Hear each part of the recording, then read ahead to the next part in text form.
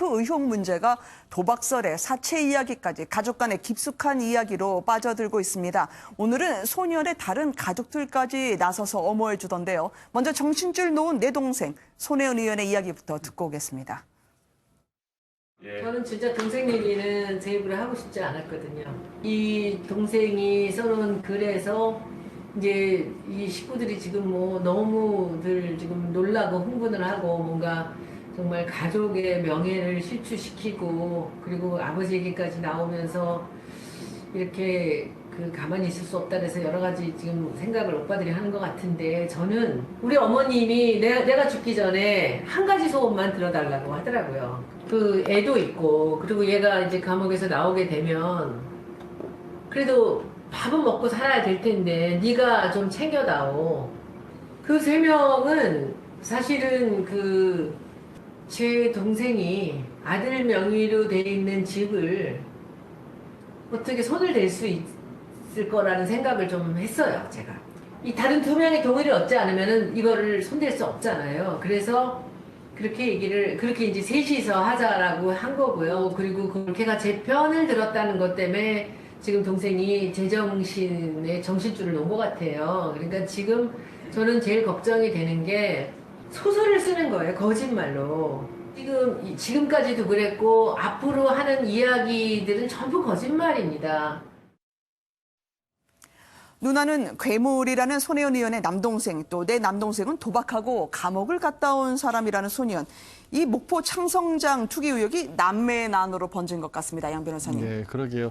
사실 저는 좀 씁쓸합니다. 뭐 네. 잘잘못을 떠나서 어떤 감춰져야 될 만한 개인적인 가정사까지도 얘기가 나온 건데. 그러게요. 뭐 손혜원 의원의 동생이 어떤 게시판에 뭐 누나를 비판하는 글, 투기 의혹이 맞다라는 취지로 글을 올린 것에 대해서 직접적으로 저렇게 유튜브 방송에서 또 출연해서 얘기를 했고, 또 손 의원의 오빠죠. 그러니까 남동생 형님도 사실관계를 좀 얘기를 하면서 네. 이제 동생이 최근에 이제 수감 생활도 했었고 좋지 못한 행동들을 많이 보였다. 근데 네. 그렇습니다. 뭐 이게 혹시 뭐 수감 생활을 하고 범죄를 저질렀다고 해서 꼭 그 사람이 거짓말을 하리라 이런 법은 없죠. 다만 가족사에 대해서 잘 알지 못할 수 있다는 또 생각을 해볼 수 있을 것 같습니다. 네. 뭐 지금 그 형에 따르면 10년 중 7년을 수감 생활을 했다고 한다면 손 의원이 어떤 생활을 했고 가족들 사이에 어떤 일이 있었는지 이혼까지 지금 이미 한 마당이기 때문에. 그러게요. 손혜원 의원 지지자들에게 가족관계 증명서 보여주면서 도박 자금을 빌려갔다고 손 의원이 이야기하던데요. 그러니까요. 그런 정도의 얘기까지 했다라고 한다면 조금 그분이 하시는 말이 과연 믿을 수 있는 말이냐에 대해서는 좀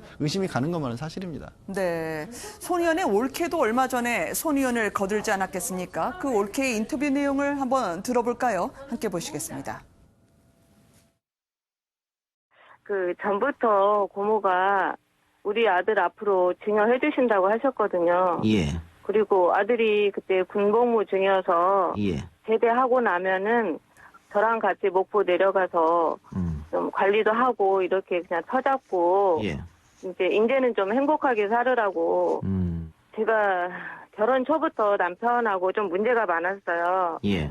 이제 좀 다른 것보다도 이제 경제적인 면에서 남편이 너무 저는 이제 힘들고 하고 이렇게 하다 보니까 정말 진짜 눈에서 눈물 마를 날이 없게 살았거든요. 예. 그러다가 애가 지금 3학년 때, 초등학교 3학년, 그러니까 2005년도에 도저히 견딜 수가 없어서 그때 서류 정리를 했습니다. 예. 정말 이런 얘기는 정말 제 입으로까지 하고 싶지는 않았지만 예. 남편이 사실 도박을 하면서 형제간에 멀어진 것 같아요. 그래서 예. 오랫동안 서로 보지는 못했을 거예요. 그러니까 저도 결혼 생활 중에 그냥 뭐 간에 행사가 있거나 그러면 애 데리고 저만 갔지 사실 이게 두 분이 서로 얼굴 대면하고 이러는 거는 거의 없었다고 그죠. 이 올케라는 사람에 대해서 남편이라는 손혜원 의원의 동생은요, 부인이 모욕을 다 감수하면서 일하면서 억지로 이렇게 말을 하는 거다라고 이야기하지만 이 본질에 저희가 집착해야 될 것 같은데 이 네. 가족 관계가 너무 복잡하다 보니까요. 참여형 의혹 집중할 수 있을까 모르겠어요. 그러니까 지금 뭐 가족사의 그 어두운 네. 부분을 다 드러내는 건 제가 볼 때 바람직하지 않고요. 그리고 그 안에 우리가 알지 못하는 그리고 또 알 필요도 없는 내용들까지 나오는 게 뭐가 좋겠습니까? 네. 그러면서 본다면 지금 손혜원 의원의 남동생 그러니까 그 조카 손장훈 씨 아버지라는 분은 계속 거짓말이라고 주장을 하고 있지만 손혜원 의원과 또 올케와 또 다른 오빠는 사실 네. 또 다른 이야기를 하고 있는 것이어서 제가 봐도 그건 결국 시청자들이 알아서 판단할 문제인데 네. 그 문제의 본질은 지금 차명 의혹에 들어가 있지 않습니까? 그렇죠. 과연 창성장의 3명 공동소로 돼 있는 그 조카의 명의가 차명이냐 아니면 실제 자기 거냐라는 그 의혹인데 이건 네. 검찰 수사에 들어가서 판단하겠습니다만 대개 차명이라고 하면 크게 3가지라고 본다는 겁니다. 누구 돈이 들어갔느냐는 거고요.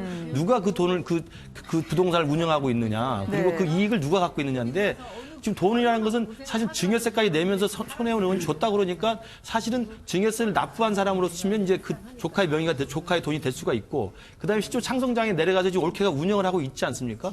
그리고 세 번째는 지금 이익이 나지 않고 있어서 이익이 어떻게 분배되는지 모르겠는데 네. 저는 그래서 저 부분이 꼭 차명이라고까지 좀 보진 않지만 그러나 그 조카는 그 뒤늦게 알았거나 조카의 동의 없이 한 거기 때문에 올케에게 준 건 맞지만 조카에게 준 건 또 아닌 것 같아요. 네. 그러니까 명백히 차명은 아니지만 올케는 알고 있었지만 조카는 나중에 알았고 조카가 사실 동의를 한 적은 없는 것이어서 네. 애매한 저는 차명의 의혹이 남아있는 건 아닌가 이렇게 생각을 합니다. 네, 손혜원 의원 의혹이 지금 자고 나면 또 하나씩 계속 언론에 나왔었는데요. 이번에는 이 밀라노 컬렉션이라고 하는 이 피감기관 사업에 본인이 수당까지 받으면서 참여를 했다. 이게 겸직 의무 위반이라고 하는데요. 정 변호사님 어떻게 봐야 됩니까?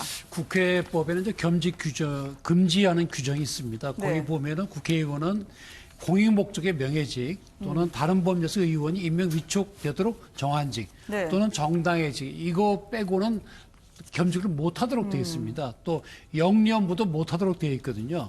다만 이제 자기 직무 수행에 지장이 없는 범위 내에서 뭐 자기 건물 관리하는데 그런 것만 허용되고 있고 네. 이것이 이제 금지되는 것인지 아닌지 명확하지 않은 경우에는 국회의 윤리심사 자문위원회에 그 요청을 해서 그 결정에 따라서 하도록 되어 있거든요. 근데 손혜원 의원께서 이번에 그 밀라노 그 기획전에서 기획위원으로 적극 참여해서 활동을 하신 걸로 지금 보도가 되고 있고 네. 거기에서 아마 어떤 일정한 보수를 받으신 걸로도 이제 보이는데 그 보수가 이제 실비 변상은 이제 허용이 되는데 그 외에는 못 받도록 되어 있거든요. 네. 그러니까 구체적인 경우에 따라서 만약에 이것이 그 실비 변상이 아니라고 한다면 손혜원 의원께서 겸직 그 금지 의무를 위반하신 게 된 것이고 네. 그것이 실비 변상이라고 한다면은 그 겸직 금지 위반이라고 보기는 좀 어려울 걸로 보입니다. 네, 일을 참 많이 하시는 분 같아요. 이 손혜원 사실은 의원 말이죠. 과도한 문화 사랑에 대한 애정을 알겠는데 네. 국회의원으로서 공인으로서 해야 될 것과 하지 않아야 될 것들 정확히 숙지한 상태에서 자기 문화에 대한 사랑 또 공예에 대한 사랑 나든직에 대한 네. 사랑을 보여주셔야 되는데 그런 것들 막 넘나들면서 하니까 지금 계속 논란이 커지는 것 같습니다. 네.